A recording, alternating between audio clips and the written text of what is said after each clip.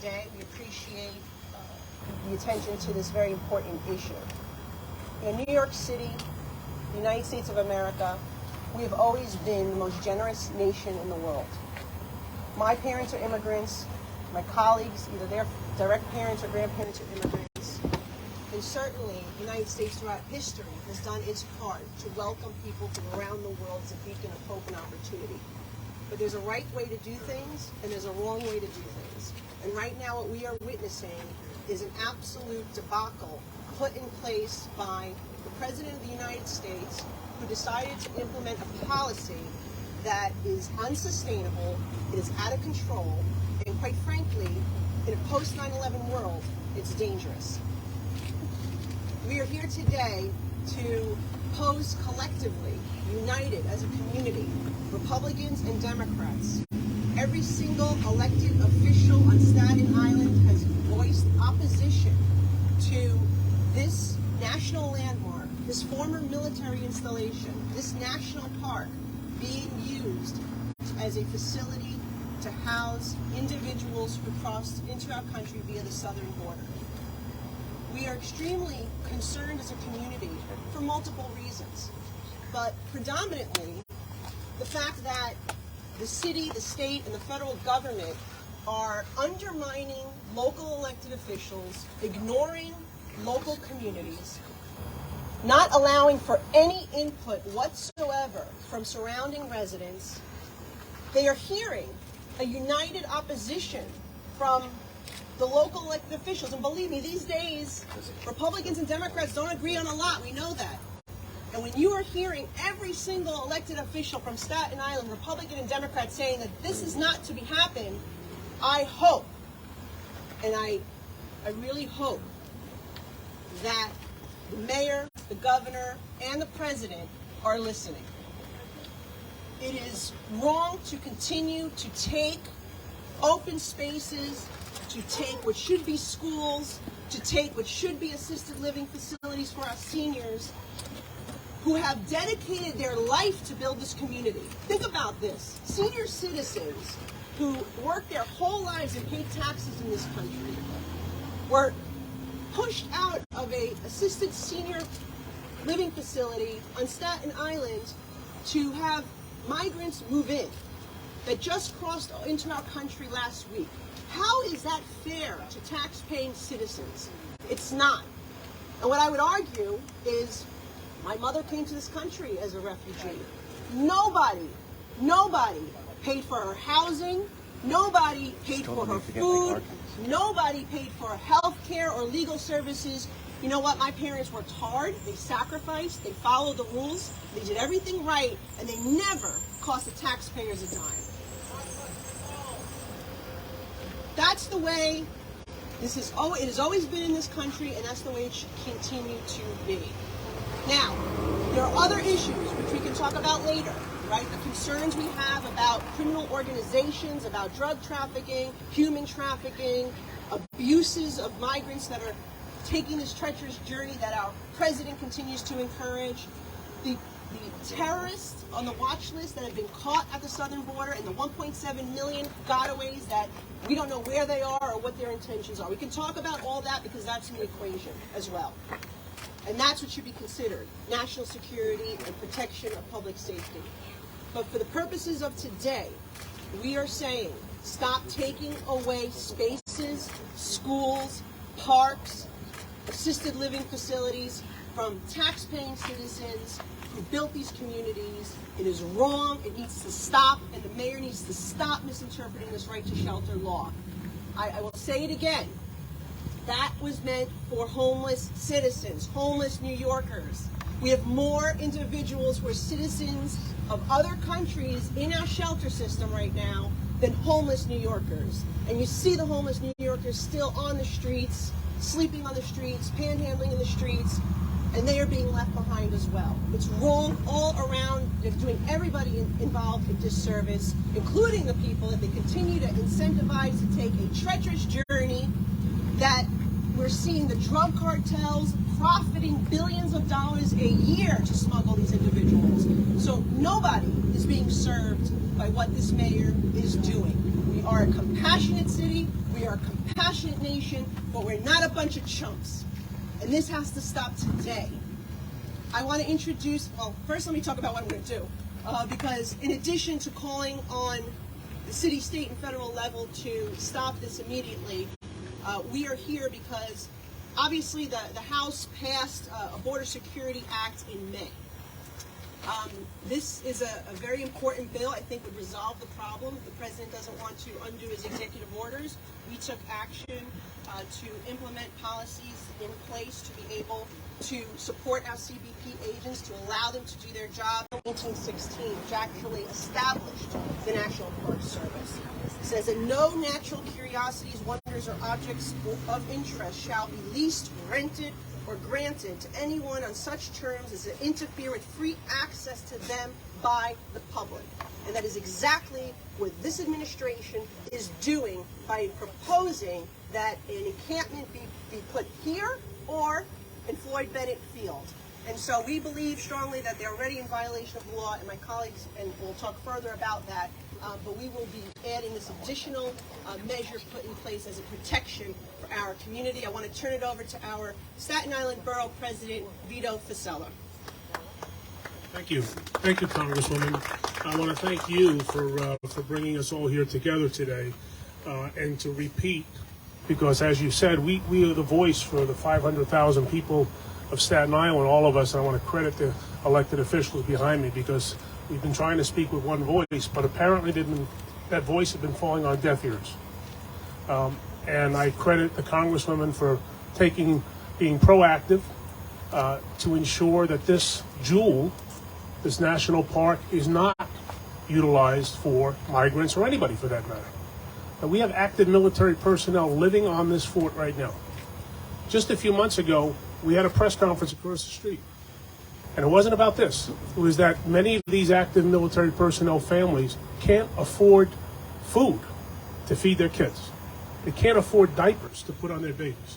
So we try to bring attention and awareness to that fact, to raise money and for folks to donate goods so that active military personnel could take care of their own children. And yet here we are, the federal government has no problem saying, we're thinking about putting these folks up for free, feeding them, free accommodations, free health care, free education, free phones, free debit cards. How is that logical? How is that right? And how is that consistent with the American way?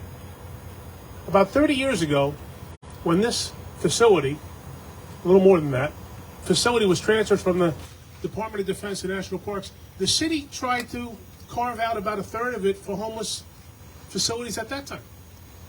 And they were overruled. So this is not the first attempt to use this jewel to house asylum seekers or homeless or anybody for that matter. And if you want to put folks here, who many have come here illegally and many of them will be sent back, put them in Ellis Island. Why not? I don't hear anybody talking about opening Ellis Island for tents. How about Governor's Island? But no, we're going to put them right here in Staten Island. People who have built this community, Shore Acres, Rosebank. I grew up right outside Fort Wadsworth. My family's been there since 1947. We were taught to respect what was behind this fence.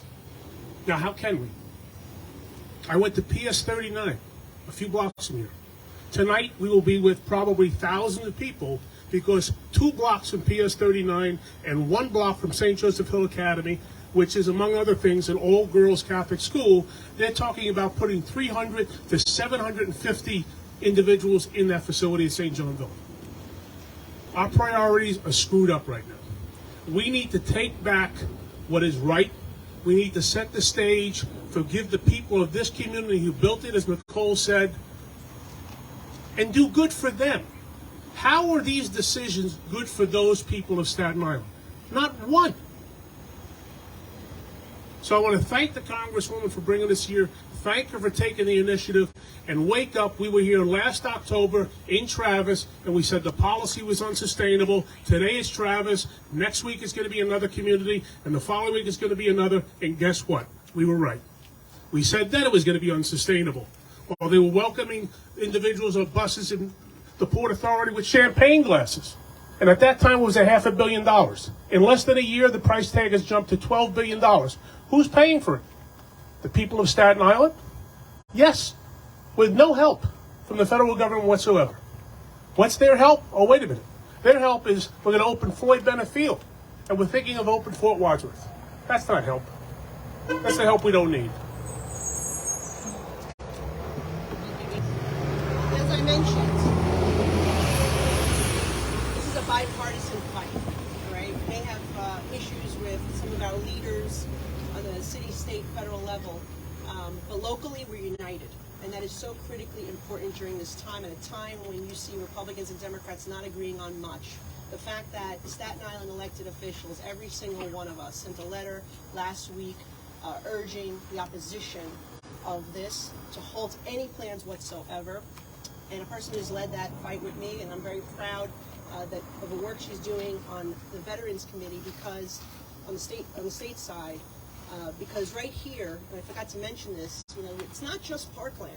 This is actually a base of operations for our Coast Guard, for our U.S. Park Police, for our National Park Service. We have Coast Guard members that live on this facility, and as Vito said, it plays a critical role in serving our military members and our veterans. And so I want to introduce our new state senator from Staten Island, representing this area in the fort, Jessica Spanton.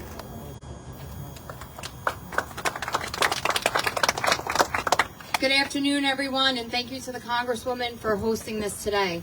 It's true, this is a very bipartisan issue, and coming from a military family, it shows the complete disregard for how incredibly important military installations are for families who travel all over to find a place to call home.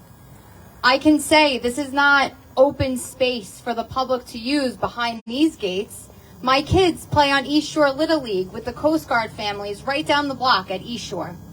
People live here, and this is not the right place to put a migrant shelter. We also have the proposal just a few blocks away at St. Johnville Academy, which I graduated from. It was sad enough to see it close back in 2018. I was looked in the face and promised now, not by one, but two mayors, that it would be an education facility. We saw so many delays when it came to that happening due to the pandemic, and I would bet my life that this will lead to more delays if we have a shelter there as well. These are not the right places for these migrants. And unfortunately, we have not been consulted in any way, shape, or form as the united elected body here on Staten Island about where these shelters will be placed.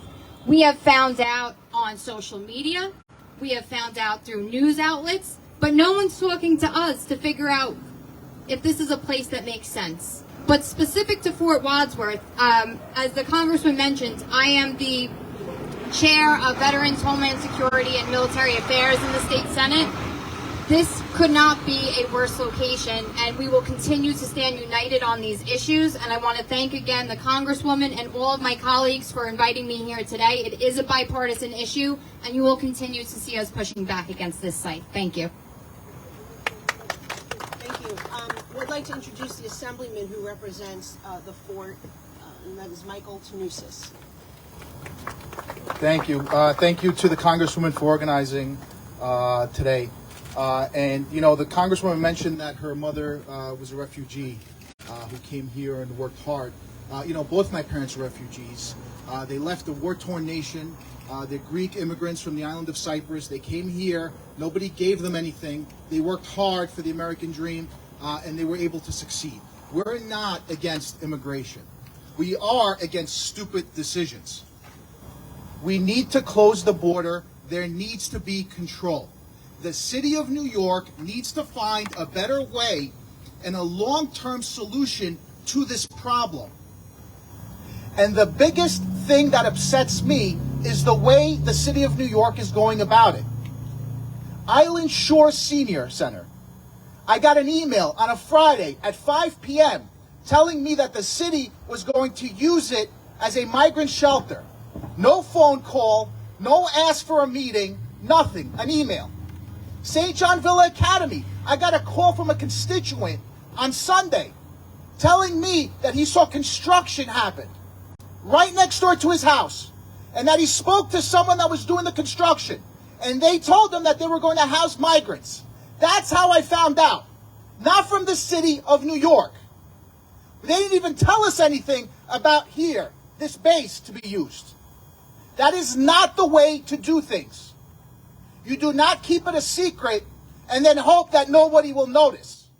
We need to find long-term solutions, and we need to find them now, and please close the border. Thank you very much. I'd like to introduce Michael Riley, Assemblyman of South Shore. Thank you, Congresswoman. Thank you to all my colleagues here. What does this tell you? A bipartisan effort standing here. It tells you that we lost trust. Trust in our mayor, trust in our governor, trust in our president, trust in our government. You know, a few years back, there was legislation that passed in New York State, and it was to require New York City to hold hearings when they're going to put together a homeless shelter. Transparency, communication, input from the stakeholders, like the people who live around the area.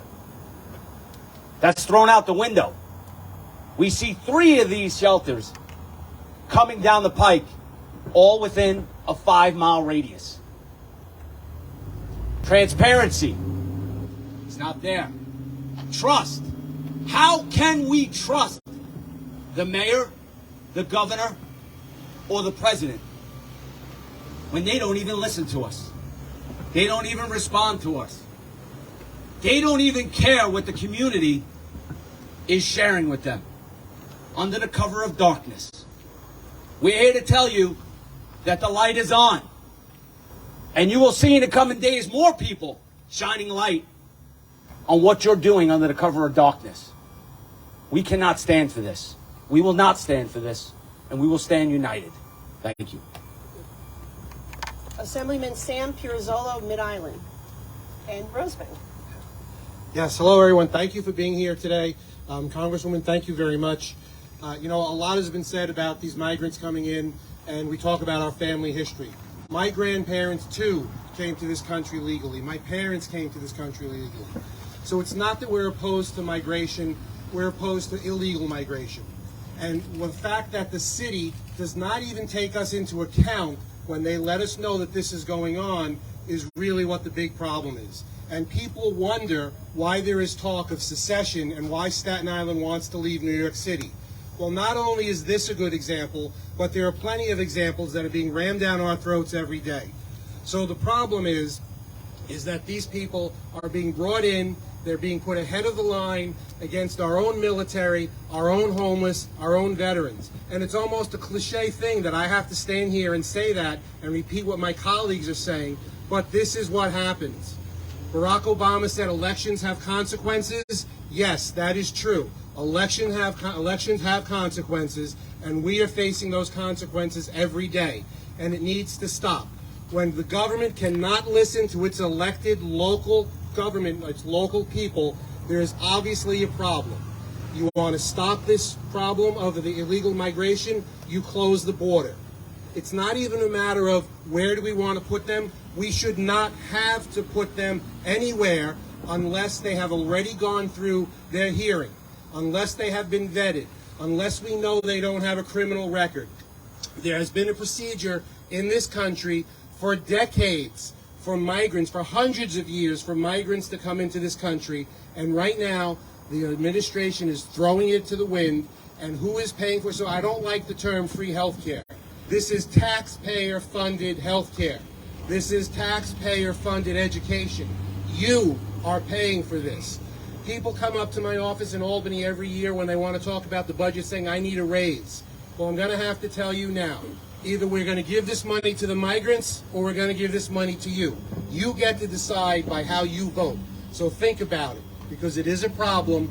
We are your voice, but we need you to stand behind us, and you need to do the right thing. You need to register to vote, and you need to let them know that they need to be fearful of how you're going to react when this happens day after day after day. It's got to stop.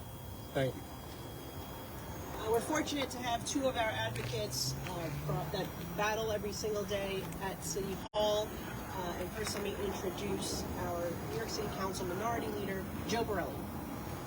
Thank you, Congresswoman. This isn't just about Fort Wadsworth. It's not just about St. John Villa. It's about all 198 homeless shelters. We used to fight over these things. These things used to be controversial. We had a multi-year fight over a homeless shelter that's being built right now on Bay Street. It sucks, but homeless shelters are an unfortunate necessity of cities. But when it comes to non-citizens, when it comes to people who come here illegally, we don't even have to deliberate. The response from government, from the president on down to the mayor, is suck it up, Buttercup, you're getting a shelter. And here's one. Down the block's another. Soon there'll be another somewhere else. The response can't just be, don't just do here. The response can't just be, where's our check from the federal government? We need both of those. The response has to start tomorrow. And it has to start tomorrow in the Port Authority bus terminal.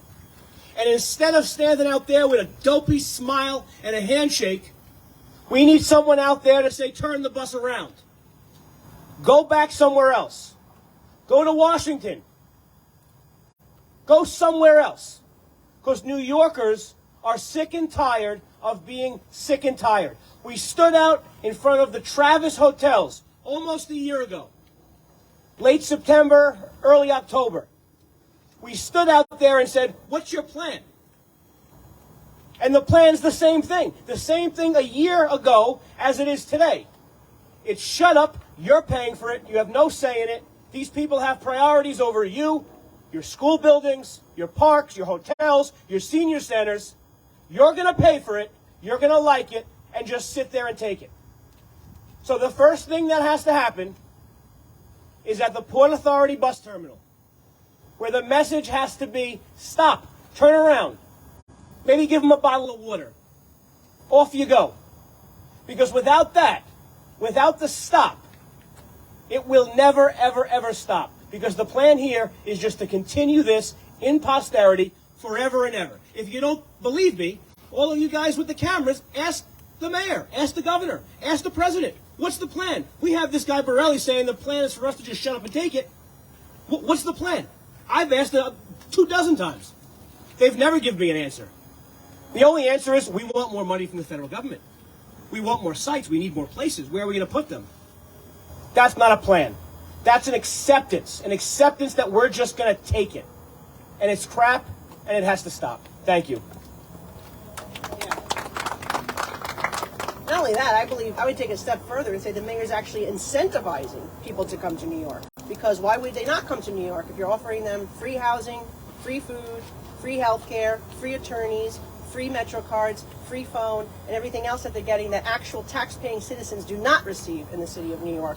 With that, I'd like to introduce Councilman David Carr, who represents this neighborhood.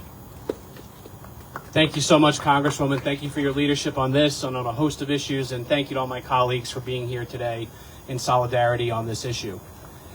If you build it, they will come.